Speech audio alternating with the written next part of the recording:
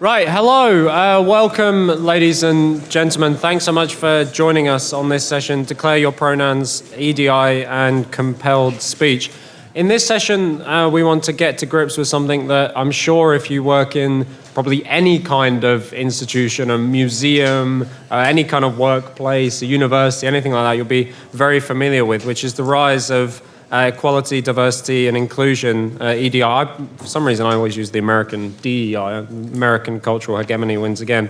But and you'll be very well aware, I think, of the degree to which so many organizations are forced to, or sometimes voluntarily, draw up extensive policies about correcting past injustices, promoting marginalized voices, any of these kind of terms that trip off the tongue. And we want to dig into that a little bit, and particularly this notion of compelled speech, because I mean, historically, we're very familiar with threats to freedom of speech in the sense that someone tells you you can't say something and maybe you lose your job because you said something, or you get hauled in before the courts because you said something. But this seems to present a slightly different kind of moral quandary for freedom of speech, where in many cases you're expected to say something. You're expected to affirm your commitment to diversity and inclusion. You're expected to add your pronouns to your email signature, et cetera, et cetera. So this throws up a number of slightly different challenges, and not least is an enormous force shaping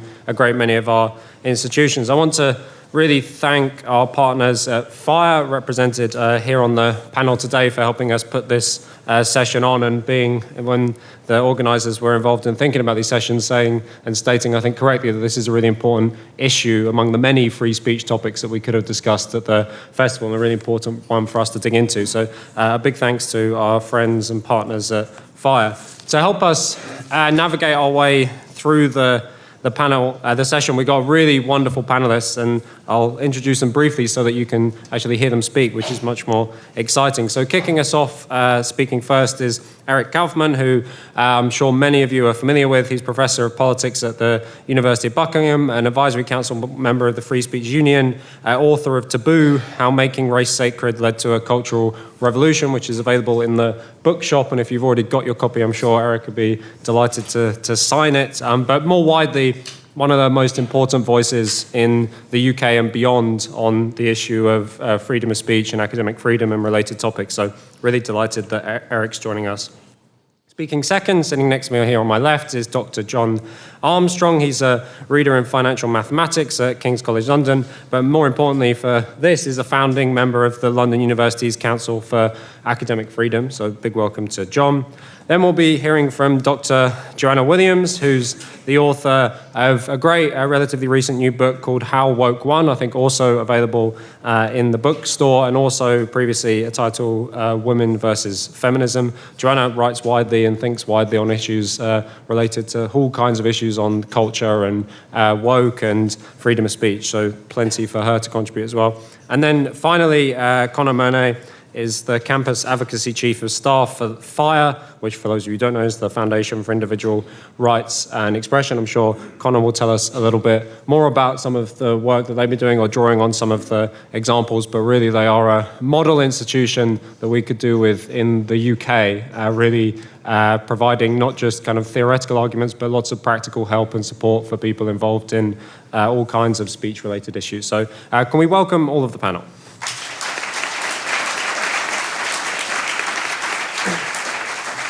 So I'll ask all of our panelists to introduce us with kind of 5 or 6 minutes. I'll be relatively strict on that because I'm sure you guys will have plenty to contribute from the audience. But Eric, some first thoughts. Great, thank you. Okay, so I got to be quick here. I'm going to speak on themes which come out of the book Taboo, and also my new open online course on woke, which I only had a few leaflets for, but some of you will have them on your seats. I want to start with euphemism because this ideology behind DEI operates on the basis of euphemisms, and DEI is one of them. Diversity, equity, and inclusion. Who could be against those nice syrupy phrases? I want to define for you what DEI is in its current instantiation. So DE, diversity, equity, can be translated as equal outcomes for historically marginalized groups, which translates into the need to discriminate against whites, men, and Asians. So DE means discrimination against whites, males, and Asians. I, inclusion. Inclusion is about protection from harm, speech harm. And so what I translates into is intolerance for speech that makes people feel emotionally traumatized. So I equals intolerance, so we have DE, which equals discrimination, and I, which equals intolerance. Always keep that in your mind. Where do these ideas come from, DEI? This isn't actually an ideology. So Jonathan Haidt, in his book, The Righteous Mind, talks about two moral foundations, the equality foundation and the care harm foundation. Equality, again, that's what underpins DE, equal outcomes, which is what underpins discrimination as opposed to merit and excellence and so on. Equality, care harm. Care harm is about protection from emotional harms, let's say. That's what underpins speech codes and underpins the attack on free speech. The other thing to explain, however, it's not just enough to say equality and care harm. Why this fixation on race, gender, sexuality? The Holy Trinity, the woke Holy Trinity, as you know, I define woke as the making sacred of historically marginalized race, gender, and sexual identity groups. That's woke, one sentence. Why equality and care harm through the prism of these particular groups? That's because those groups caught the imagination, beginning with African Americans in the civil rights movement. That caught the imagination and therefore became a fixation. And then we also get the borrowing of the sacredness from African Americans to women, to gays, trans, etc. That's the origin of this ideology. So we have a fixation on the Holy Trinity through the prism of just two values, equality and emotional harm protection, and we're going to throw under the bus all the other values that are important: freedom of speech, pursuit of truth, beauty, excellence, social cohesion, you name it. All of those are going to be sacrificed, and that's why we have to clamp down on speech and truth, the pursuit of truth. I want to say something about this debate now emerging in the literature. Let's face it, there is now an academic discipline, critical woke studies, I'll call it. And we have a number of contributors here. We have Joanna, we have Greg Lukianoff, we have a number of others. There's kind of a split now, I think, in this literature between the Chris Rufo, James Lindsay, Francis Fukuyama, Yascha Mounk, and many others who would say, well, this comes out of cultural Marxism. The Marxists failed on class. They moved to identity. They did a march through the institutions, a war of position, taking over. And there is truth to that, and Rufo's book is very clear. You can see the personnel links, for example, between the Black Panthers and BLM and critical race theory. But there's also another strand, which I think is more important, and I mention in the book, which is this mushy, soft left liberalism, humanitarian left liberalism. I think this is more important in explaining where we got to. And I'm just going to try and show you the difference between these two strands. So one says, we're going to ban your speech because your speech, if it can be interpreted as harmful to a gay person or to a black person, it upholds a structure. So it upholds either systemic racism or patriarchy or cis heteronormativity. So it upholds a structure which reproduces inequality. Now there's that very intellectual cultural Marxist argument which gets us into critical race and gender ideology. Fine.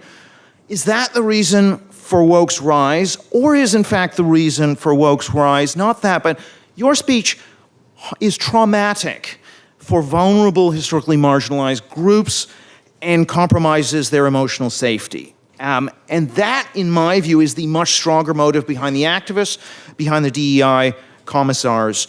And I think that's something we're going to have to tackle. We can't just say this is critical race theory and cultural Marxism. We're going to have to get at what are actually in some ways originally good ideas of being nice to people and humanitarian and so on, and they have turned into monsters. And they've overshot, and they're in the zone of diminishing returns. So we have to tackle not the cultural, yes, the cultural Marxism, but more than that, this idea of this do-good, mushy, be kind left liberalism, therapeutic left liberalism, is the threat. And we have to sort of make this argument. You've overshot, guys. You had some important ideas, did a lot of good in the world. You're now doing a lot of harm in the world. And if we want a society based on human flourishing, then we're going to have to cut back and moderate on some of these claims around harm. There's no getting around it. Nice is an ideology if taken to its extreme. Any idea taken to its extreme is harmful. So I'm just going to leave you with that. Thank you. Thanks, Eric.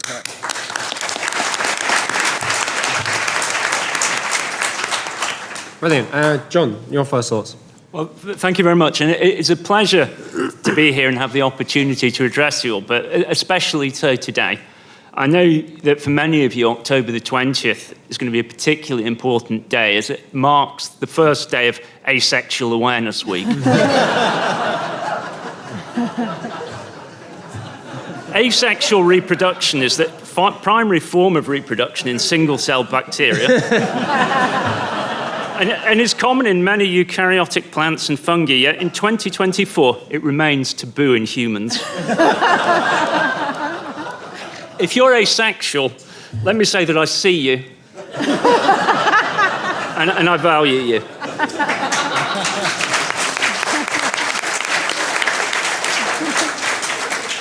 Today is also the third Sunday of Black History Month, Menopause Awareness Month, and ADHD Awareness Month.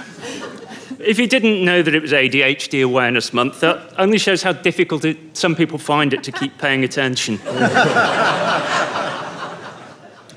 Now, with so many competing issues, it's very difficult for EDI teams to keep up, and so inevitably they have to prioritise. And the priority many EDI teams have chosen is to combat is one of the greatest scourges of society today, and that's the menace of misgendering. According to the best science available on the internet, the effects of misgendering are devastating. According to no less a source than WebMD, if others fail to refer to you by your identity, over time this can create inner confusion and chaos between your assigned sex at birth and your gender identity. This in turn leads to a dramatically increased risk of suicide and severe depression. Given the risks, is it any wonder that EDI teams recommend we declare our pronouns? But hold on a moment.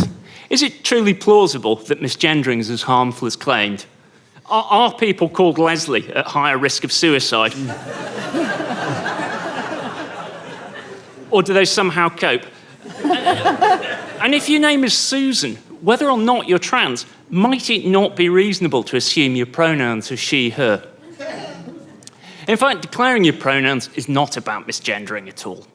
It's a way of showing your acceptance of gender identity theory. Importantly, there's no way of showing rejection. If you're asked to declare your pronouns, what you're really being asked is, do you support gender self-identification, or are you a Nazi?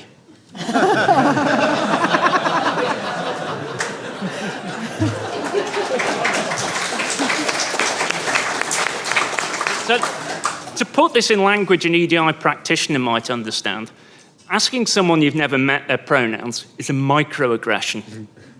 Now, one of my hobbies is writing to the EDI team at my university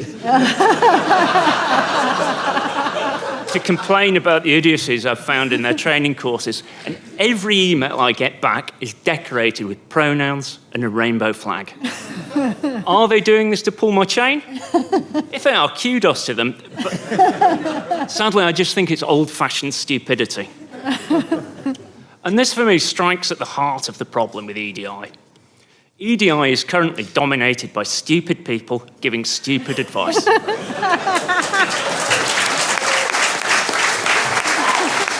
Or, let me rephrase that. EDI is currently dominated by people with unique learning styles who are trying their best. Which brings me to Dame Nicola Dandridge. Dandridge is a former chief executive of the Equalities Challenge Unit, Universities UK, and the Office for Students. And while she's been in charge, we've seen a total collapse of women's rights in UK universities, to the point where women are losing their jobs for being feminist. And this has been exemplified by the case of Joe Phoenix, who was constructively dismissed by the Open University after being subjected to a sustained campaign of harassment, including a letter signed by 368 colleagues denouncing her. And that letter was, of course, organised by an academic with an EDI role. Now, after receiving a drubbing in the Employment Tribunal, Open University commissioned a report. And who better to ask to do this report than Dame Nicola? And unsurprisingly, her proposed solution is more of the same. She believes that there should have been an equalities impact assessment to weigh up the pros and cons of women being allowed to engage in feminism. I see the logic. Without an equalities impact assessment, there is a real danger that feminists might accidentally hurt men's feelings.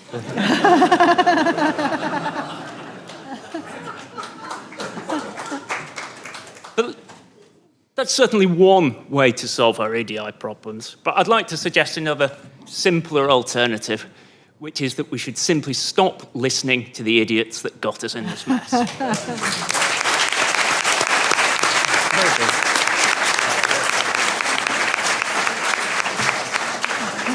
It's that time of the weekend where everyone's been listening to so many things, very receptive to jokes at this point, I think. Joanna. Well, thanks, John. Quite how I follow that up. You've really given me the short straw. Well, if you were to believe most of the national newspapers over recent weeks, and especially the Financial Times, you wouldn't agree with anything that John's just said, because you think that EDI was on its way out, that it's had its day, that it's completely finished and done. And, you know, I think in some forms, and certainly in some particularly US multinational corporations, there may be a slight element of truth in this. I mean, I think we should pause to celebrate the demise of the Stonewall Diversity Championship scheme. And and I think, you know, the victories that the Free Speech Union have taken in the cases of individuals, the legal challenges that have been posed to the excesses of the EDI movement, and the consumer boycotts and the power that people have had, and again, in pushing back against the excesses of woke marketing, woke branding. People have shown companies that they don't like this, that they don't want it, and companies have had to listen in response. You know, sadly, I don't actually think this is the end of EDI. I wish it was, but I think it's currently reformulating itself in new and more subtle forms. Some of them actually through legal systems. It's becoming normalised. It's becoming enshrined in national laws. You look at Labour Party's attempts to create a race equality legislation and to enshrine ESG targets and goals in national financial legislation as well. But I think the way that this is playing out in many companies, and particularly in universities, is through a much more subtle social pressure to conform, to bring our language in line with what might be considered to be compassionate ways of speaking. And you've got this real social pressure, as Eric says, that we should be kind. And declaring pronouns is just the most obvious form that this takes. Now, if John had the jokes, all I've got is, I'm afraid, the confessional. So I want to confess ways that I found my language changing, you know, despite kind of being, I like to think, at the cutting edge of these debates. You pick up, and I find myself, I'm sure I'm not the only one, this is why I'm confessing this, I find my own language slipping into words that I don't actually intend to use. So, for example, using gender when I really mean sex, talking about assisted dying when what I really mean is legalised suicide, referring to parenting or parents rather than mother or father, using LGBTQ when I really mean gay, and gay when I really mean lesbian. And you think that phrases like, well, words like tomboy seem to have been completely erased from history. I'd really like a campaign to bring back the tomboy. And I think the one that I'm really hating myself most for and most want to confess to, because I think it's probably most harmful in all of the ones I've talked about, is using the phrase young people rather than referring to children or adults. And I think as soon as we go down that line of creating this new category of young people, we blur all kinds of boundaries. But these changes to our language, like I say, I kind of think if I'm using these phrases, and I'm surely not the only one. And what I'm picking up on is the pressure that's there in society, that seems to be there all around us, to change our language in these ways. So I think it's important just to think about where these pressures are coming from, because clearly language is organic, language is always evolving, but I think what's been going on here is something quite distinct. It's a very specific pressure that's not coming from the bottom up, is not an organic process, but is a top-down elite process. The reason why I'm ending up using these words is because they're in the media, they're in the newspapers, they are being dictated by university speech codes, by the way lecturers speak, and by the way EDI experts are advising people to speak. But this top-down process of changing the language from the media, from elite communication down, and then putting people under pressure to fall in line. If you are an 18-year-old just starting at university, and 9 out of 10 people before you in the queue have accepted a pronoun badge, it might not be compelled speech, as in you will not be allowed to go to this university if you're not wearing the badge, but it takes a pretty tough-minded 18-year-old to be the one to turn it down. I think when you look at the way universities come out with value statements, with what's dressed up as compassion, compassionate pedagogy, be kind, the language actually belies a real authoritarian policing of speech and behaviour. And in this way, the trigger warning then is less an emotional response to potential trauma that individuals may have suffered, and more of a political red flag to alert us all to the presence of wrong think that we should be aware of and kind of be on guard to watch about. And there's a very fine line then between the compelled and the social pressure. The compulsion to have to exercise compassionate pedagogy very quickly tips over into compulsory modules on respect. You want me to be quick? Okay, I'll be quick. Problems, just to highlight then a few problems with this. Change the language, it does change the way we speak. It removes the vocabulary that we have to pose a challenge to these things. If we say gender rather than sex, we lose a very, very important part of our vocabulary to defend single-sex spaces. Slipping into using this vocabulary, as I find myself inadvertently doing, means that we're reinforcing the moral authority of the cultural elite that asserts this vocabulary. It dislocates us from our past, from communicating with people older than us who are using these older forms of vocabulary. It relies on our fear of not wanting to offend, of wanting to keep up with the times, that we fall in line and use it. So I think it's a deliberate attempt to apply social pressure, elite signalling, change speech from the top down, coerced and controlling our thoughts and interactions. Great, thank you very much.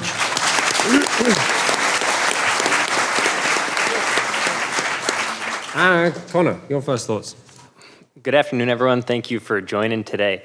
I'm an American higher education guy, so I promise I'll stick to what I know, and I'll do my best to explain FIRE's DEI and compelled speech positions as quickly and as nuanced as possible, but forgive me because those two things don't often mix well. So at FIRE, we often see university DEI statement policies that require or invite current or prospective faculty to demonstrate their commitment to DEI, often through a written statement that factors into hiring, evaluation, promotion, or tenure decisions. And to be clear, without a doubt, colleges and universities have both the authority and obligation to ensure that campuses are free from unlawful discrimination based on race, sex, or other protected characteristics under American law. Additionally, we see university departments create positions for faculty with teaching or research interests involving DEI scholarship. However, the typical DEI statement policy is not just concerned with a faculty member's relevant academic pursuits. Many of these policies invade a faculty member's freedom of conscience, prying into their personal beliefs on contentious matters of public concern. So we often find ourselves questioning whether schools adopting DEI requirements are actually seeking to filter out individuals who don't or can't agree to act on the institution's specific set of views. After all, if the institution didn't care whether applicants align with their conception of DEI, why would they ask them to demonstrate that commitment in the first place? So while we recognize that not all these requirements are the same, we object when employees or job applicants are compelled to pledge allegiance to a school's interpretation of DEI concepts. Our concern lies not in opposing diversity, but in opposing any mandate that forces the endorsement of specific views. We believe it would be just as unacceptable to require faculty to affirm values such as patriotism, individualism, capitalism. I'm rooting for the New York Mets. I'd love to impose that, but we can't do that either. And moreover, mandating agreement on contentious political and social issues directly undermines a university's mission of knowledge generation or truth-seeking. So we all probably agree in this room for the most part, but FIRE still did our homework to confirm whether or not this is a contentious area in American higher ed. So in 2022, FIRE surveyed 1,491 faculty members across public and private institutions in the United States, and the results showed an almost perfectly divided faculty. About 50% questioned the justifiability of DEI statements as job requirements, and that same percentage viewed them as ideological litmus tests that violate academic freedom. And these concerns aren't limited to just faculty. I don't know if anyone here has read this week's New York Times piece on the DEI apparatus at the University of Michigan in the United States. But after the school doubled down on DEI, staffed 241 DEI bureaucrats, and spent something like $250 million in the past 10 years on diversity initiatives, the article noted, and I'm just going to quote it here, that students were less likely to interact with people of a different race or religion or with different politics, and everyday campus complaints and academic disagreements are now cast as crises of inclusion and harm. To me, that sounds like the exact opposite of what DEI programs allegedly seek to accomplish. So I've terribly briefly outlined the threats that DEI requirements pose to free speech and academic freedom, but I do think it's essential to clarify that this isn't a zero-sum game. The ideals of free speech and diversity don't need to be at odds, and it's critical that we remember this as we advocate against the extremes of DEI. Our job is persuasion. We need to remind folks that without free speech, true diversity will never exist or thrive. To paraphrase former Congressman and civil rights leader John Lewis, without freedom of speech and the right to dissent, any genuine diversity and inclusion is like a bird without wings. Another one of my favorites, Frederick Douglass, a pretty notable abolitionist, in his plea for free speech in Boston said, "Speech is the great moral renovator of society and government. If you truly care about, actionable injustices instead of perceived injustices, you'll want the broadest speech protection so you can call it out and changes can be made." So time and time again, American history and world history shows that it's those most marginalized voices that require the strongest protections of speech that DEI tends to run right up against. When a university can truly commit to freedom of expression, it is able to foster that diversity of voices and perspectives, creating a space for true dialogue across differences from the classroom to the quad. And this environment is arguably the only environment that's going to allow students to engage with one another freely and comfortably, enriching the educational experience across the board. Unfortunately, the ideas of DEI have morphed into some sort of behemoth or leviathan, as some real notable American scholars have started referring it to. DEI Inc. is really missing the mark of what it originally set out to accomplish. So I'm pretty sure I kept that under your time limit, and looking forward to questions. Great. Great. So, show me your hands for questions and comments. I'm sure plenty of you will have stories about this from your institutions, but try not to go on long personal stories. You can share us with them over a drink later. That one, give to that lady there. Pass that to just the person next to you. Yeah, perfect. But firstly, you. Hi, I would like to declare my preferred adjectives. They are brilliant and incredible. I recently had the pleasure of attending an EDI training session where they went through the concepts of microaggressions, and I thought I would be a good ally and stand up for the poor white people who wouldn't be able to say anything. I explained that every single one of the examples they gave, I've experienced in my life. I explained why I thought the concept of microaggressions was slightly interesting, but not a good name, and also has several very key flaws. And I was told that my comments were inaccurate, rude, and unprofessional. So clearly, some lived experience is not as equal as other lived experience. I also pointed out studies that showed that EDI had led to declines in productivity, and it was very difficult to assess the efficacy of it. And I was told that that's because they weren't doing EDI enough.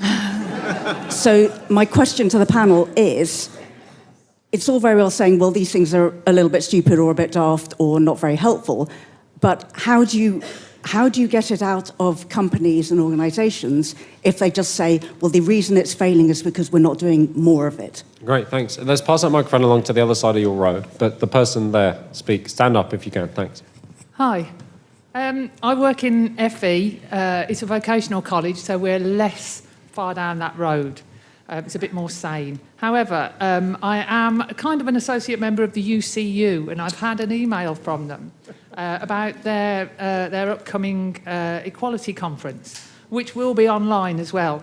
It will be held in a hybrid format using Zoom. The conference will hold 5 separate half-day conferences for Black, disabled, LGBT+, migrant and women members. So it looks like segregation's back with the unions. My question is, do you think this will ever get winkled out, or are the unions too far gone to be pulled back? Yeah, very good. Okay, Vontae, could you just pass it behind you? There's another woman, but firstly, the person with the mic here, I'd like to call out this gentleman here for being cassist. We all know that Johnny Cash sang about a boy named Sue, and I think you should take account of that. More seriously, I'd like to point out that EDI shoots EDI in the foot. I've been busy at Hampstead Ladies' Pond trying to convince them that they should really only let women into the pond. Only men can go in the men's pond, anyone can go in the mixed pond, and anyone can go in the ladies' pond. Whoops. So I'm on the committee, so I get the constitution, and I see a lovely little diversity thing. They will increase the diversity of women at the pond. I raised this with them because I've heard nothing about any action. They said, oh, no, we've covered that. We let trans people in now. So I said, hang on a minute. We live very near a very poor area where I know, because I happen to work with them, lots of single parents. Single parents are a very povertised group. They're 90% female, and they're very ethnically diverse. So I spoke to the chief exec of Gingerbread, who thought, oh, wonderful. We could just set aside £1,000 so that local Gingerbread members, all the single parents and their children could come and use the pond for free as a way of introducing them to the wonderful asset that it is. Oh, no, we can't do that. No, absolutely not. Because the City of London should be doing that because they own the pond. I said, hang on a minute. It's your constitution. It's your diversity objective. So EDI can actually shoot good EDI in the foot, and it does. Great, thanks. Pass that back. Pass it back to the gentleman behind you. There you go. Right, someone's got the mic at the back. So I just wanted to say I'm really shocked that the panel missed an exceptionally important day that was on this week, which was International Pronouns Day on Wednesday the 16th.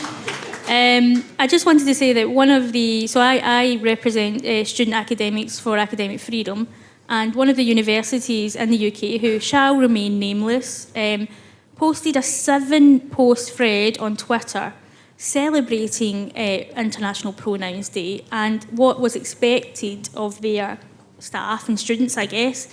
I asked them if this was mandatory for staff and students, and I'm pretty sure everybody can guess what reaction I got from that. Yes, I got blocked.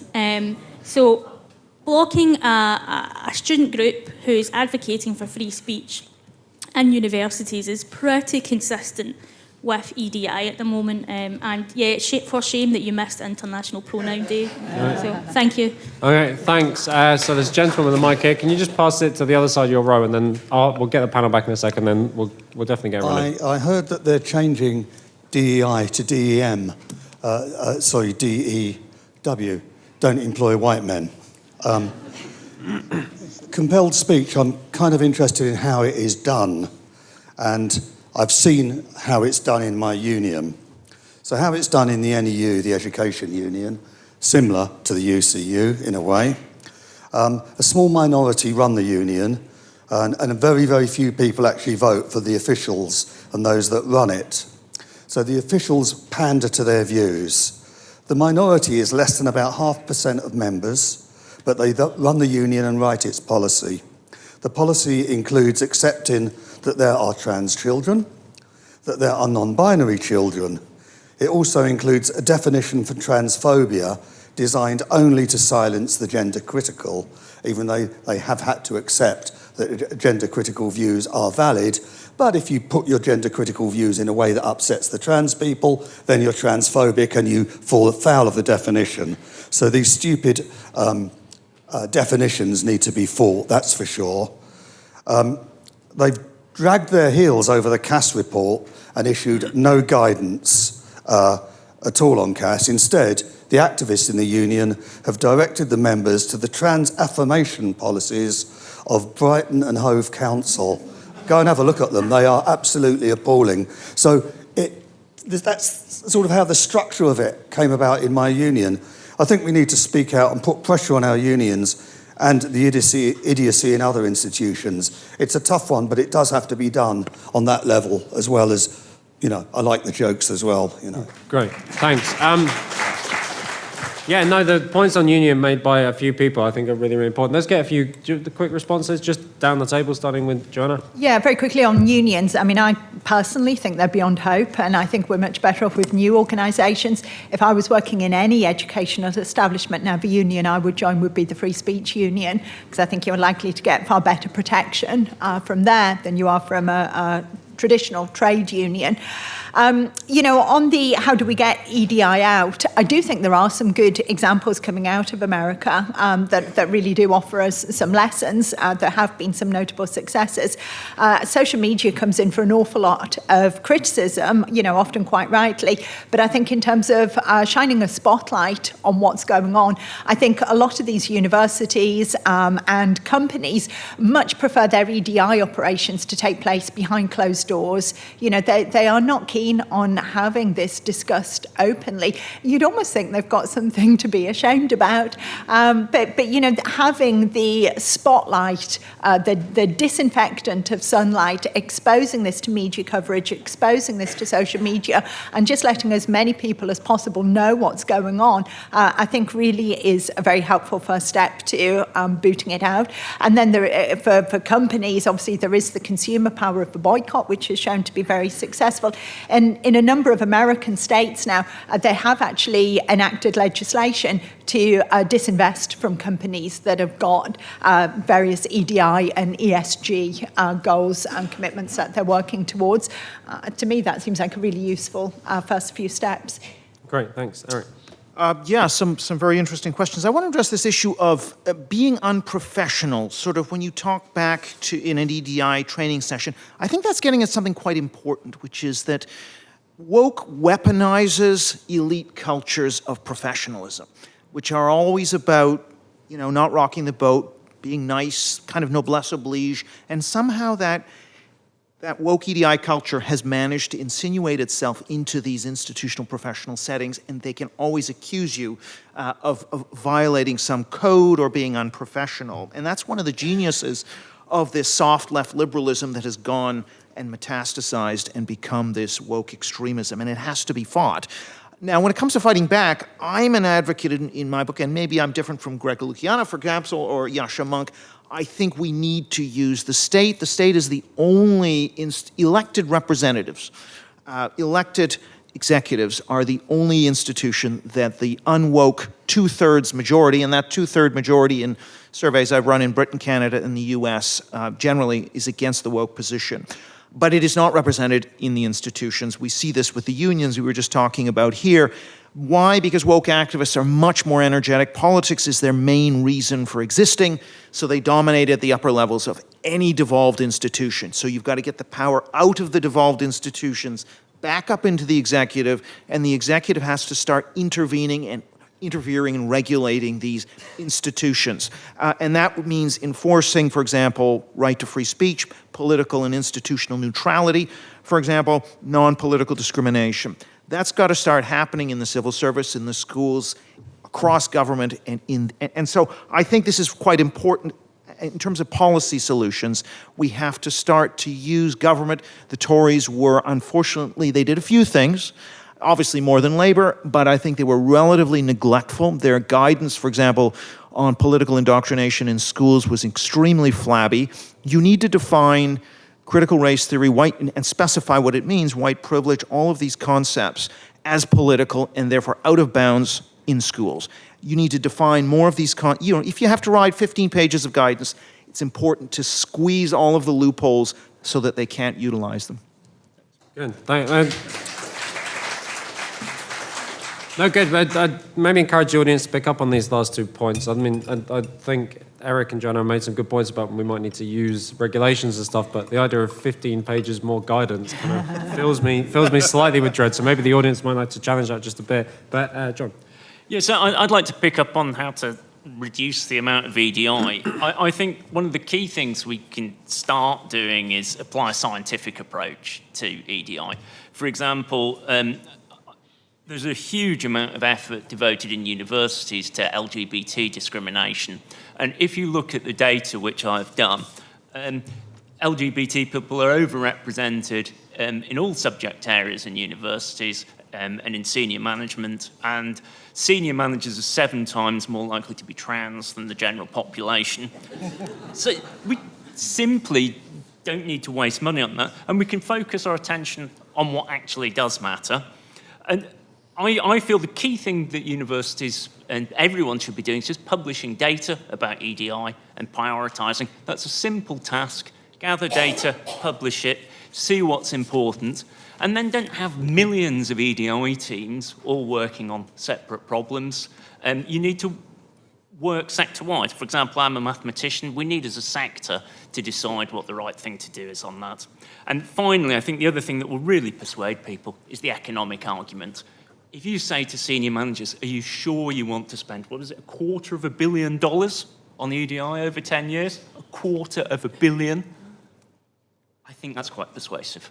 Thanks. So their eyes might light up instead, but I'm talking such big sums. Connor. So many things I want to respond to. The professionalism justification drives me up a wall, and it's bleeding out past just DEI. I mean, in 1 week, less than a month ago, saw 3 tenured professors fired for a variety of things. You know, one at University of Pennsylvania for her thoughts on race and gender, tenured professor at the University of Wisconsin system fired for making porn with his wife in his spare time, and then another professor who was vegan porn. Yeah, Joe Gao. It's talk about public interest. He had a YouTube channel where it was safe for work. He would do interviews and like show off how they cooked, and then they had the porn channel, which was very separate.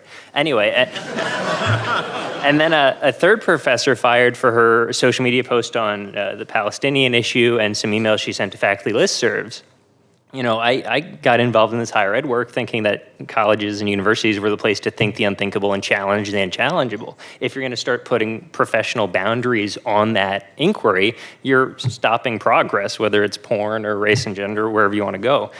How we see the compelled speech come in, we see land acknowledgements pretty often in the States. You know, you're required to put on your syllabus, this university is on land stolen from so-and-so, which was stolen from so-and-so, and it becomes a complicated mess, as well as DEI statements in the hiring and promotion process on campus. So I don't have the data in front of me. I should have printed it out, but don't quote me, please. A pretty substantial percent in the University of California system, applicants were being filtered out solely for their diversity statements. They were not being regarded for their academic accomplishments, what they wanted to research. They were simply being graded and filtered out on how will you contribute to the diversity on this campus.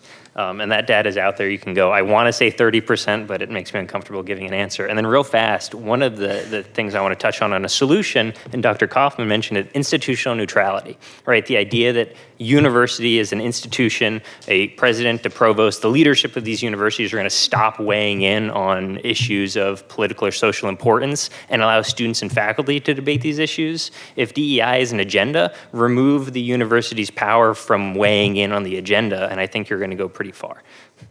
Okay, great, thanks. Let's come back out for another round. Sorry, I can't see where the microphones are. Has there someone got one? Yeah, has someone got one? Oh, okay. Well, let's bring it back to that gentleman there. Where? Yeah, and then we'll take that guy at the back. Thank you very much. I've got a question for Professor Kaufmann, actually. In terms of, I think it may be a little bit unfair on the critical race, the James Lindsay group of anti-woke stuff, because I think if you look at Angela Davis in Critical Race Theory, the foundational text, it's actually got a duality between its challenge to modernity and to postmodernity. Now, we recognise the postmodernity issue as being what Lindsay and people are challenging, but they also challenge the modernity.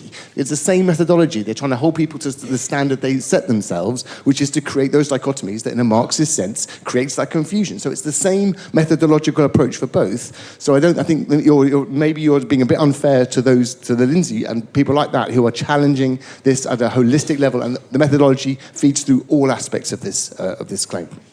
All right, thanks. Let's pass that microphone. Yeah, just pass it to that lady. Yeah, you. Hi, so I'm going to do something a little bit naughty. I'm just going to try and do a bit of sprinkling of hope. And that comes from a teacher. So I work in a school in North East London, and it's a school it's in Tottenham. The vast majority of our students are black. Okay, when I say vast majority, that's 83%. Okay, and only 2% of our students are classified as white British.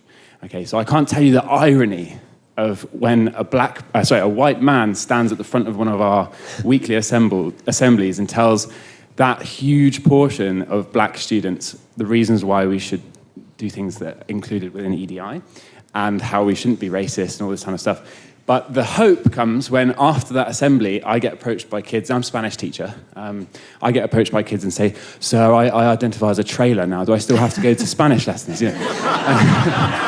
And I think, please don't grow out of this sort of natural sense for the stupid stuff that you see in your day-to-day life, because I have a sense that they grow out of it perhaps at university, but the kids, and I work with a lot of not young people, children. And it's remarkable how much smarter they are than all of us at times. Great, thanks.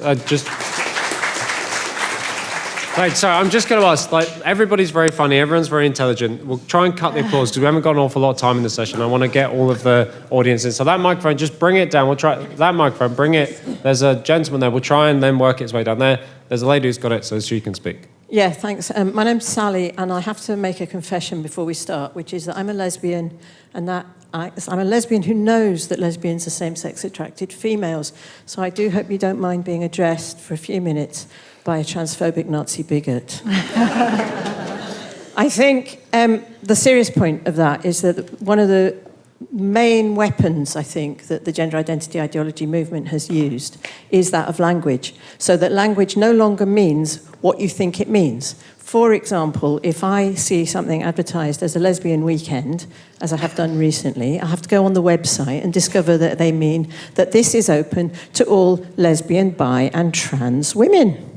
Now, there's no such thing as a trans woman, and if there was, he certainly wouldn't be a lesbian, whatever else he was. And when I said on my Facebook post, "Thanks a lot, but it's not for me, because it includes men," somebody else said, "What do you mean?" Somebody else put the definition on the website, and that's been reported for harassment, because she simply reported what was said on the website. So this is a huge assault on us and on women. And one of the redefinitions of language is this use of the term LGBTIQ plus blah, whatever, alphabet soup, WTF. And not my joke, stole it from somebody. The thing is that actually, if it says LGBT and any other letters, it means trans. It no longer means anything to do with lesbian, gay, or bisexual. If you see anything which says we're an LGBT organisation, you will not see anything about particularly lesbians, because we never get mentioned. And I was surprised that... Just want to say one more thing.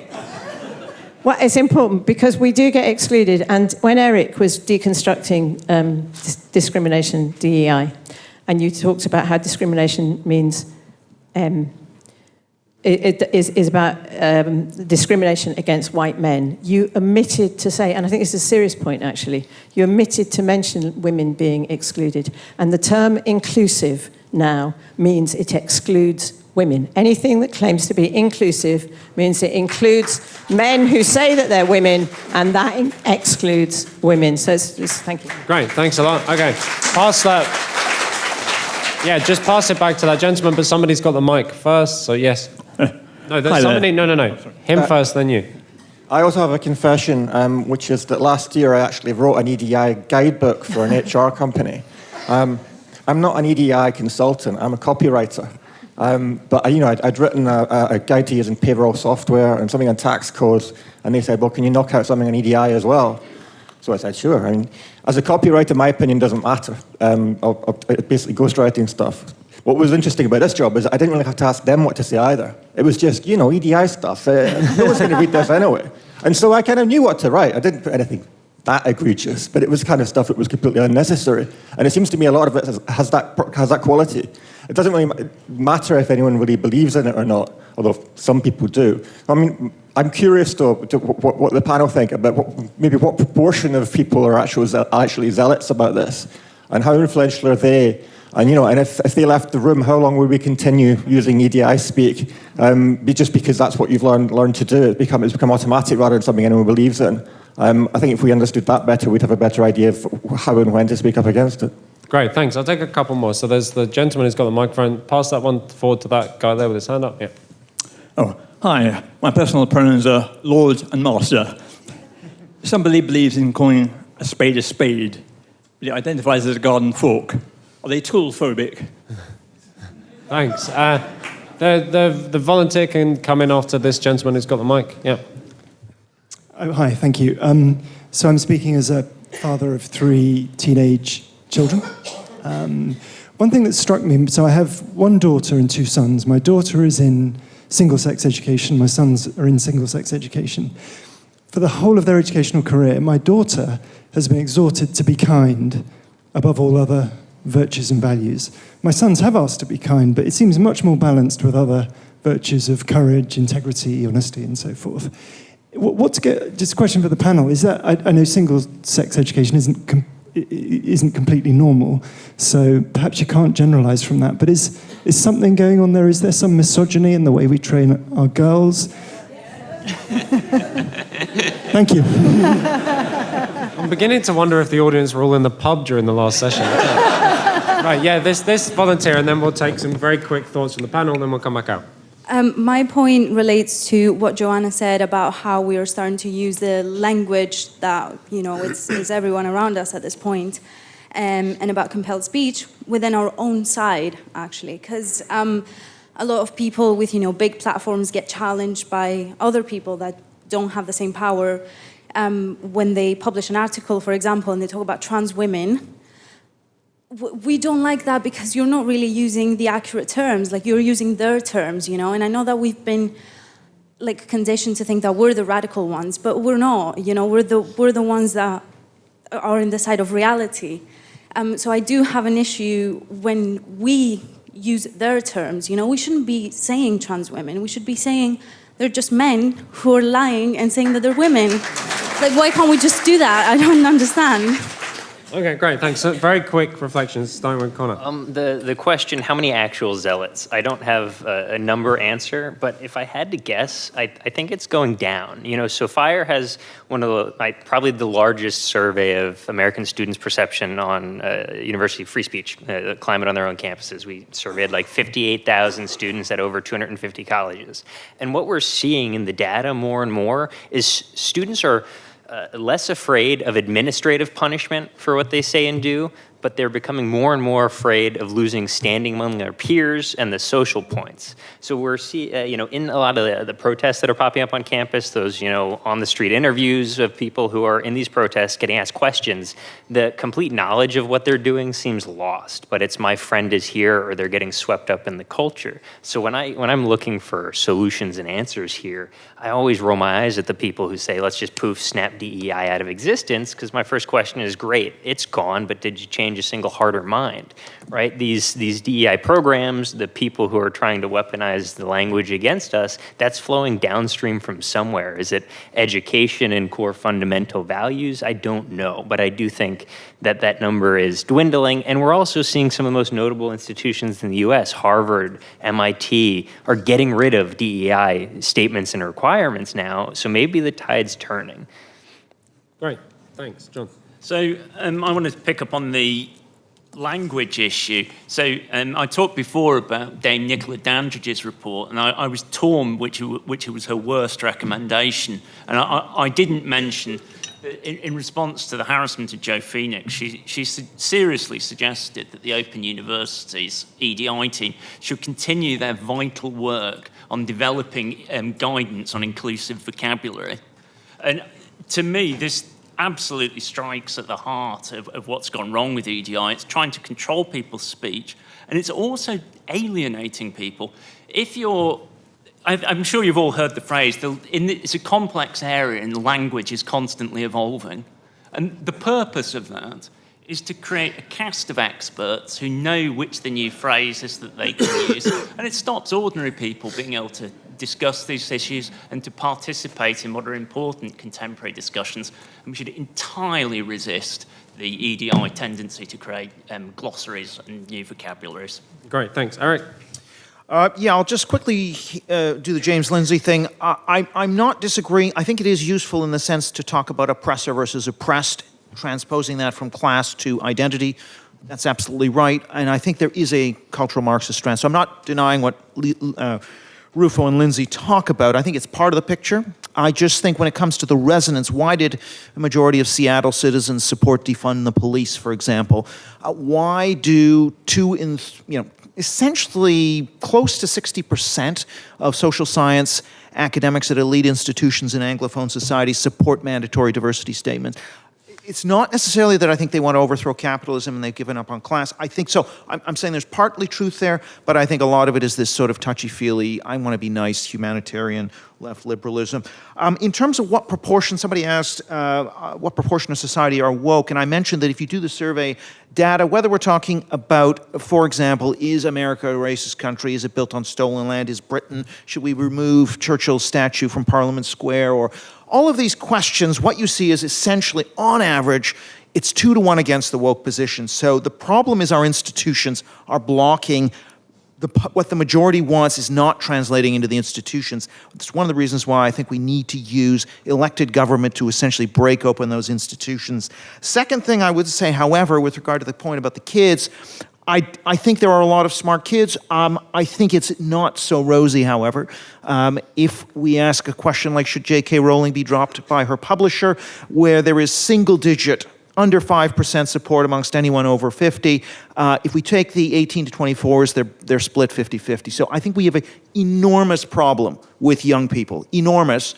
But on the other hand, there are green shoots, and I want to talk about the green shoots. One is that in the last 18 months in this country, support for separate sex bathrooms as opposed to single sex amongst the 18 to 25s has doubled. So the under 25s have shifted quite a bit in the last 18 months in terms of survey data, and I think that's encouraging.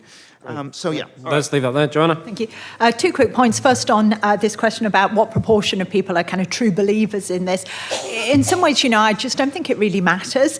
I think when EDI becomes the purpose of an institution, and I think when you've got kind of intellectually hollowed out universities, institutions that lack any other purpose or sense of mission or sense of true ability to do what they're supposed to be doing, EDI fills that gap, and it doesn't really matter whether people really believe in it or not. This becomes the cause around which they motivate and which they operate. I think institutional neutrality is a really good counterpoint to that, but I think it's not easy to implement that, because a lot of the time when this becomes the mission, it's not even spotted as an ideological position. When people talk about kind of pronouns, they don't think that this is a political statement, the people who are pushing this stuff. They think this is just a be kind, be compassionate.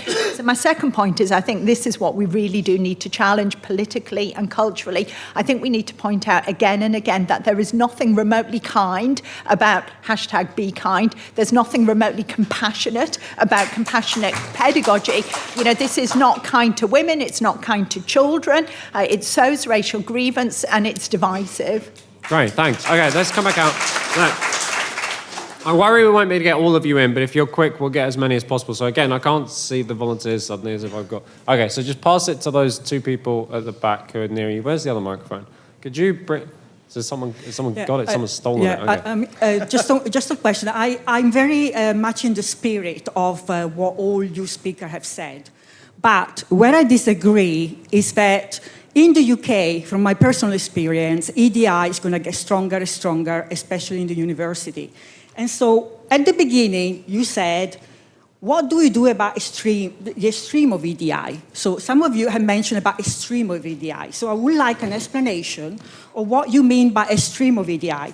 Because the way I've experienced it is, if you go into university, the first thing you have to pass a probationary period, and you have to do a training course where you have to pass all the modules on the EDI. And if you don't pass them, you're not going to get a job. So it's that extreme. The other thing is that if you want to go into a managerial position, you have to follow all these courses that you mentioned about white supremacy, et cetera, et cetera. And if you are in charge of giving taxpayer money to promote the career profession of somebody who is younger, you have to base it on EDI. So is this extreme or not? I don't know. Thanks. How do you feel it? Pass the microphone. There's a couple of people here at the front. No, pass it to the volunteer. There you go. Then there's two people I'd like volunteers to take. You at the back. So it's really pleasing personally to hear so many people point out the language issue, because so much of this discussion takes place way downstream of where the fight is, and it's always at language. And so just to offer a simple one, any successful business people understand the idea of an opportunity cost. If you're working at capacity and you've got to do something new, you lose something, and they all understand that. And if you do anything to do with EDI, then you come up against a performance cost. Because if you employ somebody for any other reason than their ability to deliver in the role, you're going to come up against that cost. So the performance cost is something that I would really, really push, just that phrase. And I think that's where you fight. You don't try and work through the state, because they're not going to move for the next 20 years. Okay, great, thanks. So that microphone, just pass it along that row, if that's right. Yeah, but firstly you at the front, and then we'll come right across the front row. Yeah. Yeah, hi, just If quick. you could stand, it'd be great. So other people can- hello, just quick. So this is where the so-called elite overproduction or overproduction of pretty mediocre humanities graduates, soft-left mush, as you called it, this is where it's got us totally abysmal, pathetic, preposterous situations in corporate culture, in the public sector.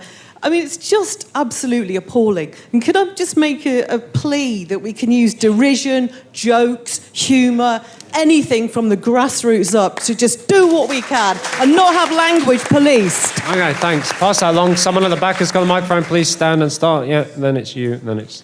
Hi there. John jokingly referred to, if you don't use the pronouns, you could be called a Nazi. Well, I was in a workplace diversity and inclusion call representing colleagues who are gender critical, and I was referred to as a Nazi and someone who had views akin to white supremacism, anti-Semitism and extreme bigotry. But picking up on a point that Joanna said about EDI not necessarily on their way down, I noticed that they just rename the departments that are doing EDI work. And the question I have is to do with who is doing it. Because one thing I've noticed is that a lot of people seem to be drawn towards these roles are middle class. And I kind of now think of things like declared pronouns and compelled speech as middle class gatekeeping. And I just wondered if there's a big class element to it. Okay, good, thanks. So we'll have this person here. Could you pass that microphone? There's a lady on the back row. Yeah, and then this person, then over there. Yeah. Thank you. So a couple of years ago, I went for a teaching job at an independent school. And one of the questions I was asked was, what's your opinion of diversity? And I decided to tell the truth. I said, well, in my opinion, if you embrace diversity of opinion, all the other types kind of fall into place. So that's all you've got to do. And I got the job. But the thing is, independent schools now, they're really finding it hard to appoint. And I think you've got to know your own worth, because not many people want to do it. And so one of the things to do is realise, your own empowerment. And the other thing I just want to say about independent schools sucking up to Labour Party policies, well, it has made them more inclusive of VAT. Right. Thanks. Sorry. Could you give that microphone to... There's a gentleman on the front row, but first there's a woman at the back. Yeah. Okay, so there are two mistakes with EDI. Number one is to assume that because you're part of a demographic that you are part of a community and you all think the same, which is actively racist and homophobic and all the phobics. How dare you assume that we all think the same? And number two, the one thing, they never ever seem to make allowance for the fact that people with protected characteristics will have different and conflicting needs and sometimes will be in within conflict, even within the same assumed community. They don't make allowance for that. Okay, great. That microphone goes over to the other side again. Yeah, but firstly, there's a gentleman at the front. Okay, thanks so much. A couple of points. I'd like to challenge the claim. I would like to put it to you that I think that wokeness is in part an offspring of new atheism. I'm old enough to remember reading The God Delusion, All the Usual Bunch of Cronies, God, Dawkins, Dennis, all that lot. And the beating sticks against religion were always the same ones. Gay, LGBT, homophobia, racism, and sexism. They're the beating sticks. And there's exactly the same beating sticks that are used today when, in terms of wokeness. Now, that's one point. The other point is, I'm not exactly defending DEI, I'm really not. I wouldn't be here if I didn't see a problem. But bigotry is real. I'm physically disabled. I recently for my last job, I had to do some research into the employment of blind people. And one employer in two would not employ a blind person as a matter of principle. Now, I'm sorry, but there's the word for someone like that, and that word's a bigot. And so what I want to know is if DEI is not the solution, what is the solution? Yeah, very good, very good. I think it's important for us to recognise sometimes that these things actually paper over what are genuine kind of social problems. Right, so there's a gentleman at the back. Pass that, if you can, to there's a lady kind of in the middle. We'll take you. Maybe we've got time for one or two more. Right back at the beginning, one of the panel members said that things are happening in more subtle ways. And I think that's a really, really important thing, because I thought for many years about academic freedom in terms of what I could say, what I couldn't say, what students could and couldn't say. But the train's moved somewhat, I think, more onto our approach to teaching, pedagogy now. So universities now are mandating specific forms of pedagogy, your very approach and thought process before you're in the classroom, before you've said a word. Many universities now are rolling out, it's been mentioned already, compassionate pedagogy as a sort of norm that everybody has to follow. Who doesn't want to be compassionate? I mean, it's a very noble sort of thing to be, a very great human attribute, so people buy into that. And then you find down the line, when you're trained, is that to be compassionate, you should use pronouns, because you will make other people feel belonging. So this is how it works and draws people into this. But the upshot of this is that when we demand academic freedom, we need to include pedagogy in that, how we teach, not just what we say. Great, thanks. Okay, so there's the lady there. Is anyone really desperate to get in? And I'll try and take you. But okay, so then bring that microphone to this guy here. But there's a lady in the middle. Yeah, can I ask you all, when you go home, is to Google pronouns are rohypnol. Read it, learn it, practice it at work. If you're sitting in the corner in the horseshoe when they're asking you your pronouns, make sure you're the first one. Or of either side, you and a friend, get first one on either side, because if you say, no, don't do that, nobody else will either. And if they insist on compelled pronouns, tell them that it's against your human rights and put that in the pipe and smoke it. But pronouns are rohypnol. Okay, thanks. Okay, this guy I think will be the... we can get one mic, so pass that microphone. There's a lady there who seems very desperate to speak as well. Last two comments from the audience. The panel will only have a minute. I wanted to give a qualified shout-out to the German philosopher George Hegel. Thank you, okay. George Hegel. So from the first point is that we owe free speech debate because he developed thesis, antithesis, synthesis, epistemological methodology, which is what we are doing now. Unfortunately, in his theory of knowledge, he also said that if you have a conflict between what he described as the higher concept of understanding or theory, ideological theory, and facts and evidence, it's the facts and evidence that should be rejected in favor of the higher understanding. And that's kind of why we find ourselves. And that's obviously the antithesis, if to use the terminology, of the modern empirical-based approach. But unfortunately, that's kind of why we're in this mess in terms of historical roots in the first place. I really didn't think we'd be getting Hegel into that discussion. There we go. Okay, that lady. I'm a student, so I'm not like an 18-year-old student in a university, but I am a psychotherapy student training to be a therapist. I'm in my 30s, and I just thought I'd throw out there to throw the perspective or to throw the experience into the mix that I have found that race is much more of a hot topic than gender or sex or pronouns. And it feels really pernicious. And in my experience, and the class I'm in is mostly made up of women and mostly made up of middle-class women. And I don't know how much that, sort of my experience is limited to that being the demographic. But there's like a feeling of fear, basically. And I wanted to throw that out there, that actually, I don't know what it's like for 18-year-olds, but in my experience, it's very performative how people are. Great. And it feels very fearful. Great. Indeed. Thanks so much. Right, I'm going to be really, really unfair to our panel, but I wanted to get the audience in who are all wonderful. But you only got a minute, and I have to limit you to that because the next session will be starting shortly. I'll do this in the order in which we originally went. So, Eric, literally just a final thought to leave us with.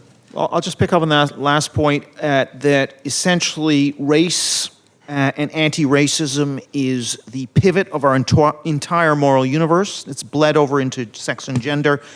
If we continue to say that anti-racism, anti-sexism, anti-homophobia is the cornerstone, the highest morality of our society, I actually think we're never going to get out of this problem. We had a point here about blind people.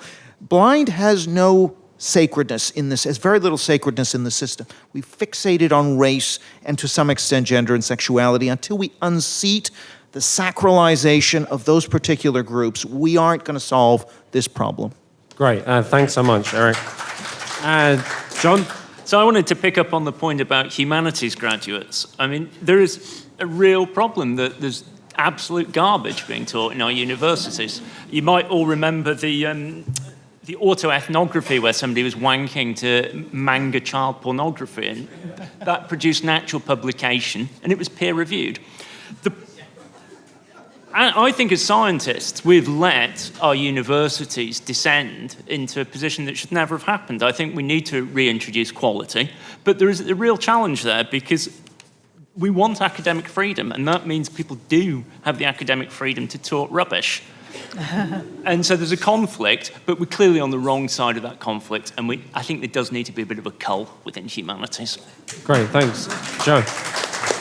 Yeah, a number of people have brought up the issue of social class, whether this is a middle class phenomenon, and I really think it is, and you can see that quite obviously because the people who are in these positions of influence are graduates. It's a graduate class. These are the people who've been successful through school and university themselves, and they've imbibed this ideology over a number of years through their own education and now able to reproduce this. It also has very distinct advantages in letting them consolidate their own class interests, identify like-minded travellers, and exercise a great degree of control, as a number of people here today have illustrated, over the workplace by actually enforcing how we should all speak and relate to each other.